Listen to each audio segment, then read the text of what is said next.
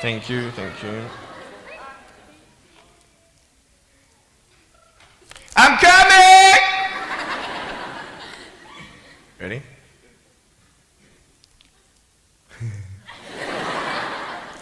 Hey, is that cool? Awesome. I want to talk about like when I started, going to school and stuff, a lot of people put me down, you know what I mean? Like people tease each other. I mean, people come up and say, hey, you're fat, you're fat, you're fat, you're fat, you're fat, you're fat, you're fat, you like, lose some weight, and you're like, you go home and you look at yourself in the mirror and go, I'm fat, right? And so many people tease each other. Oh, you're too short, you're too tall, you look whatever. Different hair and all that. It doesn't matter. See, the thing is, when you're in school, when you're growing up in life, it actually sort of matters to people how you look. And then it matters to you because it matters to others. Why? Why does it matter how you look? Because if they don't like you, then who will? If they don't accept you, then who will? And the fear that we have is that we're going to be alone. That we're not good enough. And we have to change ourselves. And so many people put me down and say, Nick, you look too weird and no one's really your friend and you can't do this and you can't do that. And I couldn't change anything. It's not like just fixing my hair one day and everything's fine. It's not like, just whatever. I couldn't change my circumstance. I couldn't just one day wake up and say, hey, give me arms and legs. I need arms and legs. You know what I mean? Like, I went to a bodybuilder, and said, can you make me some arms and legs? No, joking. Bodybuilder, you get it? Right? So here's the thing. I go up to people, can you give me a hand? Just joking. But it was so hard because people put me down. And I started believing that I was not good enough. I started believing that I was a failure. That I'd never ever be somebody who people would like or people would accept. And it was so hard, man. I thought to myself, I can't go on the soccer field like everybody else, and I can't ride my bike, and I can't skateboard, and all these sort of things. And I started getting depressed. I thought, what kind of purpose do I have to live? I mean, are you just here to live to die? I mean, is there not a purpose for me? Is there not a purpose in life? And I had questions and no answers. And I asked my mum and dad, why did this happen? I asked doctors, why did this happen? And they don't know. There are some things in life that are out of your control that you can't change and you got to live with. The choice that we have, though, is either to give up or keep on going. I want to ask you, what are you going to believe? Are you going to believe in yourself? Are you going to believe everybody else's judgment on you? Are you going to believe people when they say that you're a failure? When no one really likes you, no one really cares about you. And it's not really to say that, hey, you need someone to come up and say, hey, really, I like you, I care about you. No, it's not that, but it's the fact that people put you down. People don't even look you in the eye. People ask you how you are, and you say fine, but you're not fine, and they'll never know that. I tell you, life is interesting. Life's a journey. See this phone here? Let's say that I want to go to the phone, right? And I start from over here. Now, to get to the phone, it's not like I'm going to start meditating and going hum, right, and float across the air, right?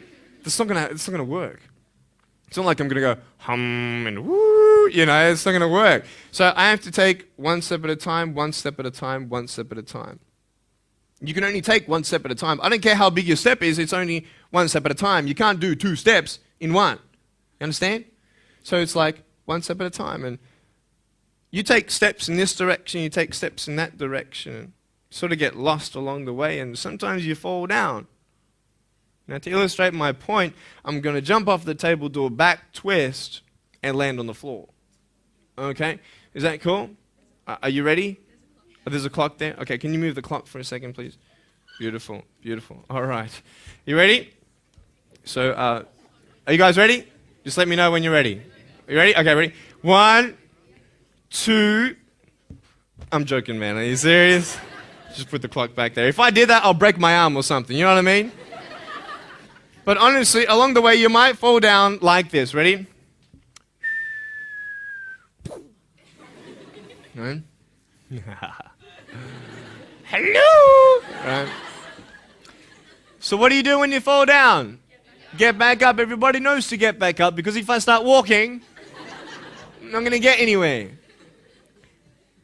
But I tell you, there are some times in life where you fall down and you feel like you don't have the strength to get back up. You sort of put a mask on your face when you come to school and pretend that everything's okay when it's not, and you go home and lay in your bed when no one's looking at you, when you don't have to impress anybody, and you're yourself. And fear comes in. You know the fear that you have as soon as you walk into the doors of your house. Maybe there's a broken home. Maybe you have doubt in your life. Maybe you don't know for sure what's going to be happening in the future, and it scares you. Maybe you're worried about what people think of you, what people say about you. Just that fear paralyzes you. And I just want to ask you today, do you think you have hope? Because I tell you, I'm down here, face down, and I have no arms, no legs.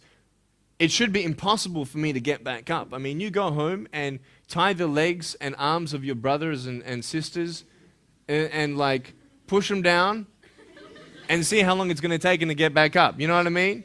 You know, you can tell them that you'll see them tomorrow. You know what I mean? But this is the thing. It should be impossible for me to get back up, but it's not.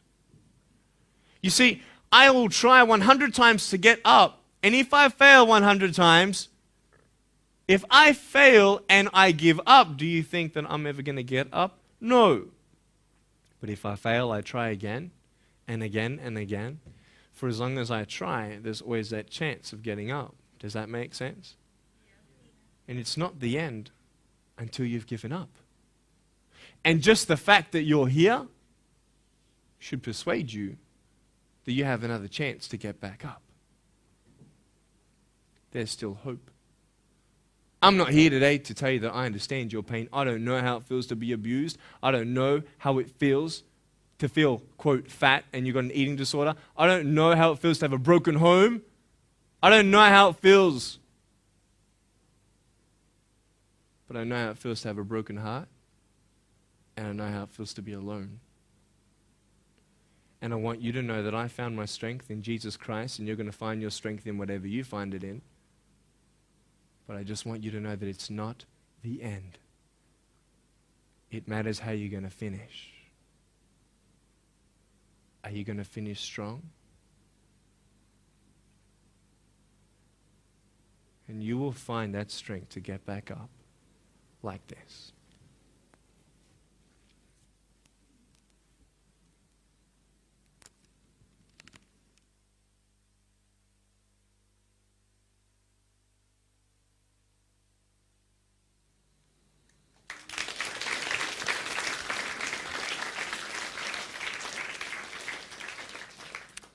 How did I get from depressed to who I am today? Because I tell you, I was depressed. When I was age 8, I used to concentrate on the things I didn't have. I wish I had arms and legs, and I wish I could do this, but what can I do? You see, I have a choice, and that's what I want to talk about today, choices. I can either be angry for not having arms and legs or be thankful for my chicken drumstick.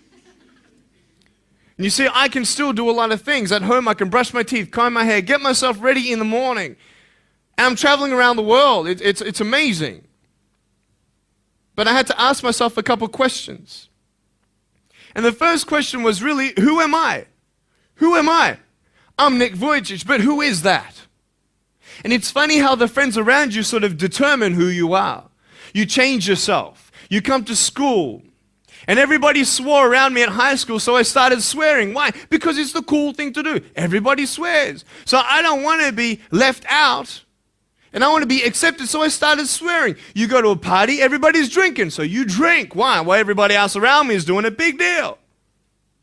And you start losing yourself, and you start putting your security in temporary things. You start putting your happiness in things that won't last. You can get drunk all you like, but in the morning, you're going to be sober with a headache with the same problems.